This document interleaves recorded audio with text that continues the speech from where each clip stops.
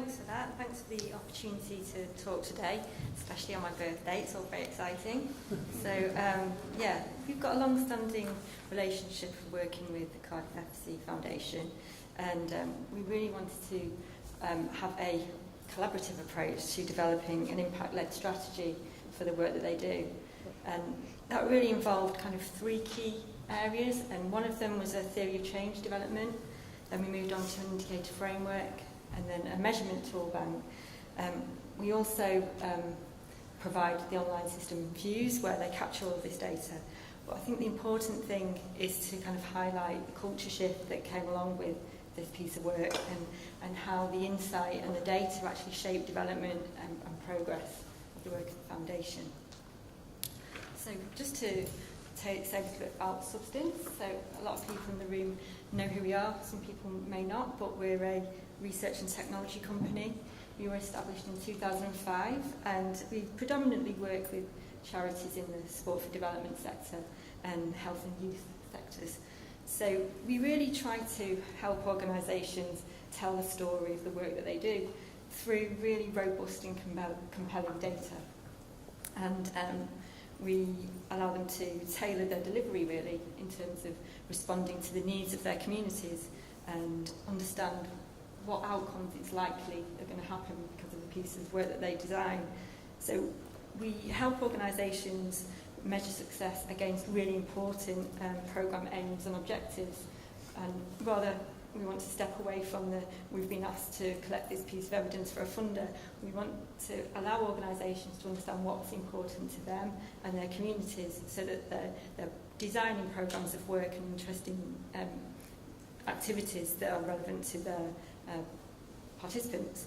But really it's to allow them to have a case of future investment as well and be sustainable in the sector.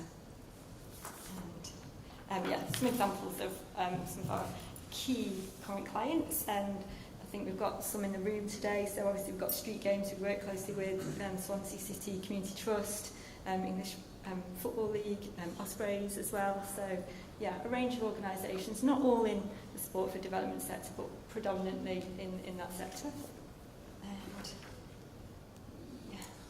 Over to me. Yeah. Good afternoon, everyone. So I guess it's my job to tell you a little bit about the foundation and who exactly we are and what we do. So Cardiff City FC Community Foundation, I know it's not the snappiest of titles, but we're a registered charity and we're the official charity of Cardiff City Football Club. The reason why we exist, well, Substance really helped us to get to that and develop our ultimate goal, which is around supporting children, young people and families to achieve their full potential. And I'll come on to that a little bit later on through our theory of change model. In terms of how we do that, we do it all through using the unique appeal of the football club brand. We're extremely lucky and extremely privileged. It's such a powerful tool to engage with those that may not otherwise engage with some of the services that we offer, whether they're traditional services or other providers that they don't know about or haven't had great experiences with in the past. So that football club brand is so powerful to us and is a real hook. In terms of our outcomes, we work towards three key outcomes, and those include supporting people to lead healthy and more active lives, improving people's opportunities to access education and employment, and reducing the likelihood of offending and re-offending. And we do that across 5 key programmes, which again I'll come on to a little bit later, which at one stage was 45 and extremely difficult to manage, especially being programmes director. But we've now managed to get that down to 5 again with the support of Substance. And if I can speak honestly and freely, I've been at the organisation for 11 years now. And for a large proportion of that time, I just felt like I was on a bit of a hamster wheel and did loads of stuff. And we counted loads of stuff because we had views, but we didn't know why we were doing it. So we had all this data and all this information, but no way in which to use it, because we didn't know what we were trying to achieve as an organisation, and we didn't know the reason as to why we existed. So that leads us on to the part of our journey which we work closer with Substance, already involved with them through the Views Impact Reporting platform, and they supported us with trying to find ourselves a little bit and find out why we do exist, and they supported us with the development of our 5-year strategy, City is One, that we launched in 2017. So it's probably now a good time to pass you on to Kath, who's going to tell you a little bit about the journey and the steps that we took towards getting us towards this more outcome-informed approach. So, in order to help me get off the hamster wheel, we first of all came and developed a theory of change. And I think, people are probably very familiar with that term, but it could be logic model, could be plausibility framework, but essentially a way in which we can visually describe the way in which the organisation is seeking to make a change from the initial problem that exists in the community to their central aims as an organisation. And it was really good opportunity to get key stakeholders and key people in the room to develop a sort of a collective but unified approach to what it is they're doing at the foundation, common understanding of the long-term goals and agreement, really.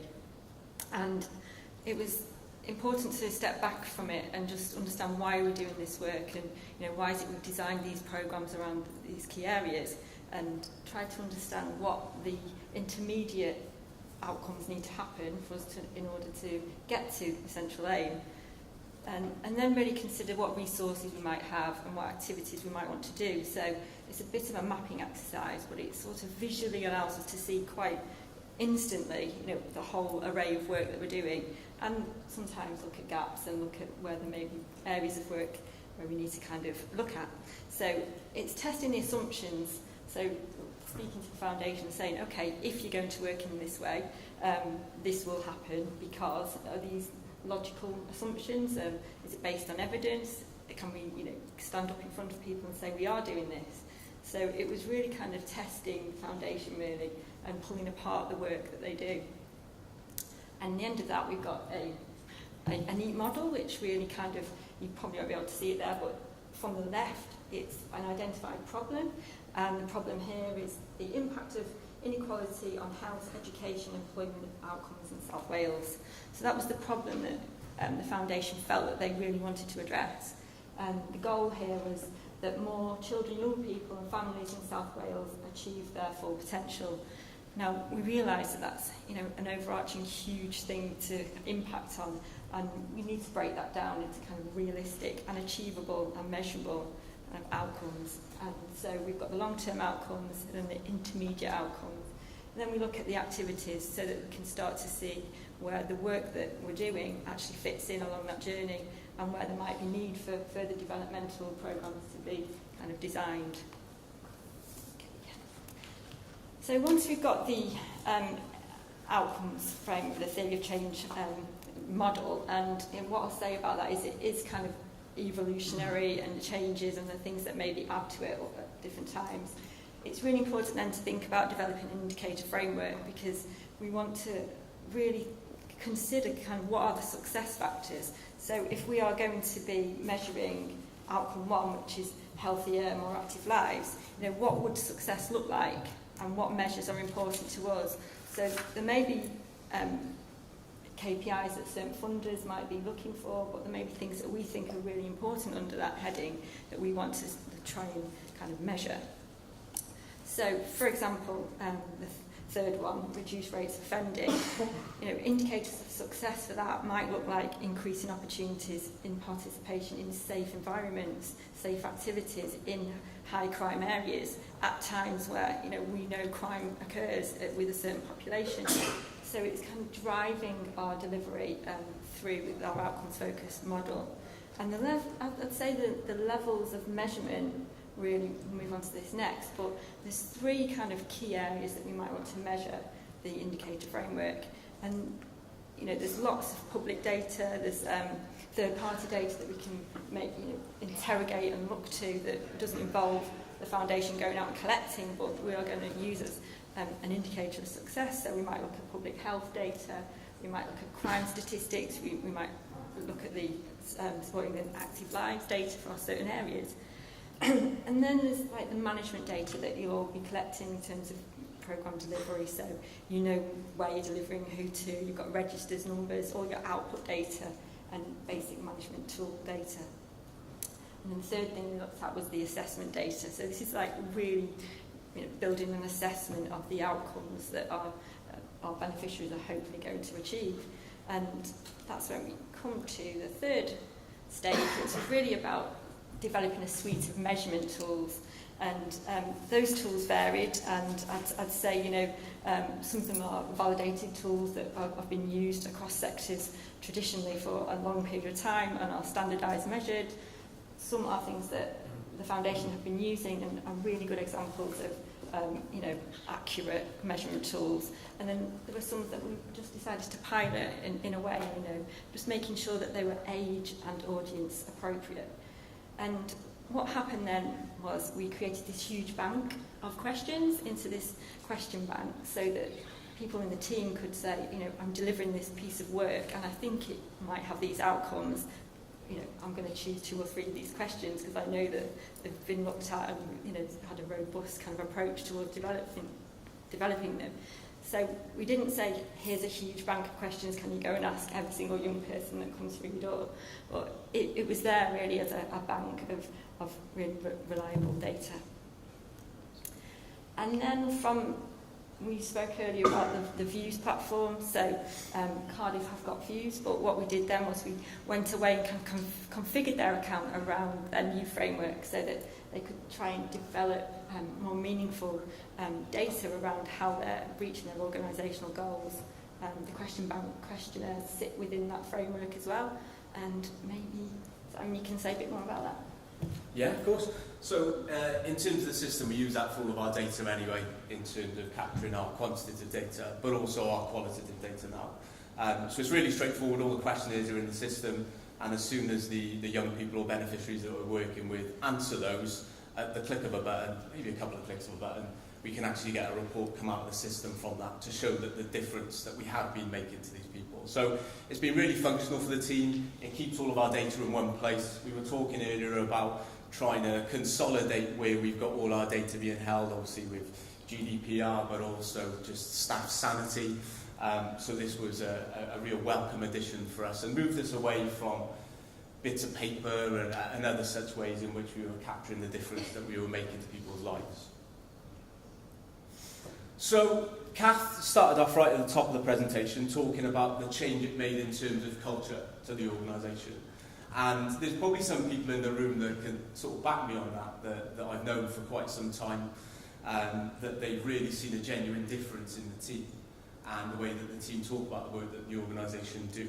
Not that the team would talk ill of the work of the foundation, but there's a lot more clarity over what the organisation does. People are able to better communicate not only our work that we do and the difference we make, but also talk about the people that we made a difference to.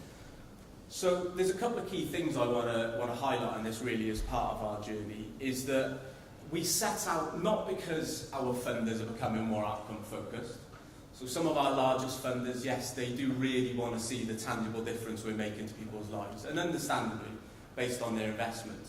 But as a learning organisation, this is a journey that we wanted to take, because leading into my next point, we got to a stage where people didn't know why they were doing the jobs they were doing. We didn't know why we were offering the programmes we were. And we couldn't even tell ourselves the difference we were making to people's lives, let alone funders, which is extremely tricky in the current climate, particularly in the third sector, where everyone's sort of competing for funds to go and have impact. So we really did this for ourselves, and not just to appease the needs of funders.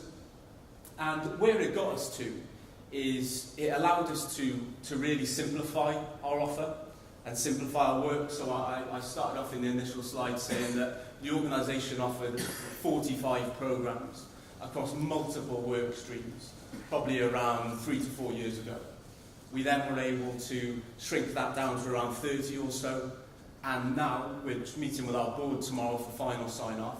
We're going to be running 5 programmes moving forward, looking to deliver 3 outcomes. How much more comforting is that for our staff team to be able to talk to potential stakeholders about the work of the foundation? I found myself trying to talk about all 45 in conversations, but now talking about those 5 and talking about the outcomes, it certainly makes it easier for our team, and hopefully we can communicate the impact a lot easier as well. In terms of the development of this though, the first thing I want to say is that it really has got to be meaningful. So we hear a lot of words like collaboration and consultation, and frustratingly, it is becoming a little bit lip service, I feel, for people. Whereas, if you want to do something around outcomes, it really has got to be a meaningful process, and it's got to engage a number of stakeholders along the way. Because otherwise, you're going to end up finding yourselves just refining and refining time and time again, and end up with something that's not meaningful to what people want. So the first one was staff engagement. So we consulted with and we engaged with our staff during our process of measuring the outcomes, asking, are these the right outcomes we should be measuring? Are these the differences you feel like you're making day to day? And these are the questions we should be asking our stakeholders. We then took that to our stakeholders for consultation through things like our advisory groups that we have, both our strategy and also the questionnaires that we're using, saying, does this look like the organisation that you're working with? Does this feel like the type of question that our beneficiaries would want to be asked from us? Would they feel comfortable being asked these things by us? Particularly around some pretty tricky areas such as looking to reduce offending and re-offending. And then the final one, and most importantly, was our beneficiaries, the people who we were going to be demonstrating the difference that we made to over time. So saying to them, do you feel the foundation is making this difference to your life? Do you feel comfortable asking these questions? Can you help us shape this? And we had some really interesting insight back from the beneficiaries saying, questions are rubbish, questions are too long, there's too many questions, I don't understand it. Which took us back to the drawing board on some, which Kath helped us out with. But it was a really worthwhile process because it was meaningful, and the product that we've ended up with is representative of what all these people on here feel comfortable with using on a day-to-day basis. And finally, I've got probably 4 minutes left now, but I want to tell you a story about a young man called Geordie, because I think it's always really worthwhile to bring these things to life. And Geordie's a really useful reminder of what we're trying to achieve as an organisation, and what much of us are trying to achieve within this sector and making genuine differences to people's lives. So Geordie's a young man, he's 12 years old, and he's got cerebral palsy. He was diagnosed with CP from a very young age, and understandably he's faced a lot of barriers as a result of this. He's had multiple operations, has been through multiple recoveries as a consequence, and more recently ended up having to learn how to walk again.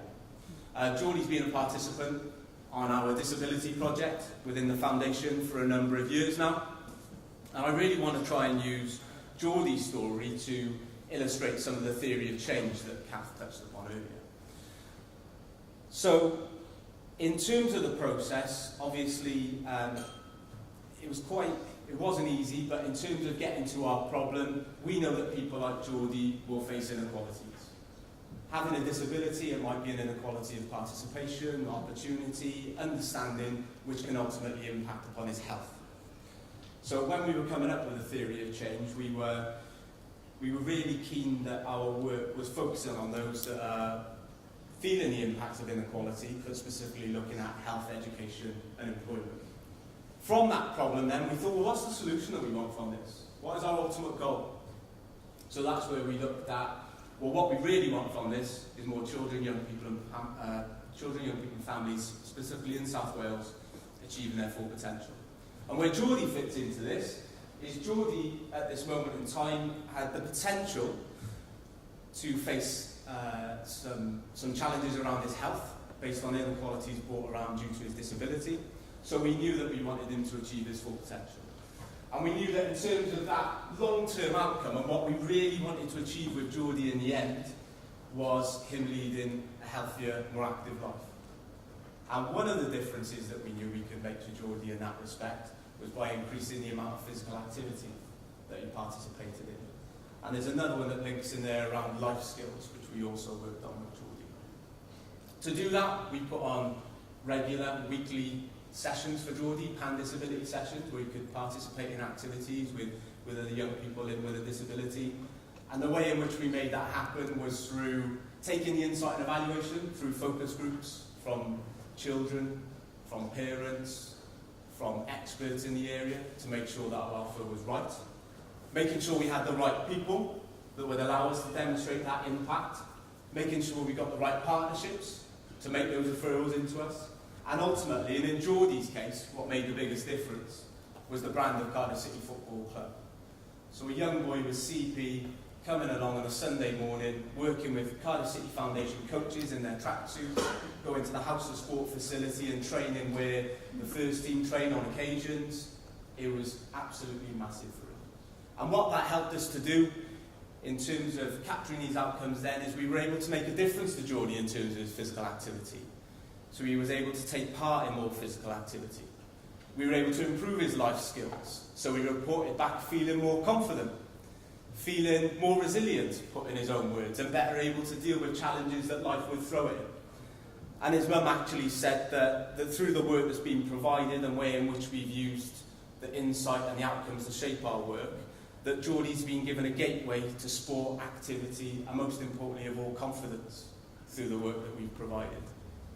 And from this work, we're still continuing now to try and develop this offer. So from the outcomes information, we're looking at how we can do more of the stuff that works, how we can refine the stuff that doesn't quite work, so that we can make sure that we're not just making a difference or further difference to Geordie, but there's thousands of other young people out there like Geordie. We engage with on average 13,000 young people a year. They've each got their own story.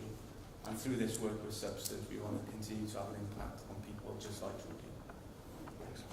Diolch yn fawr iawn. Thank you very much.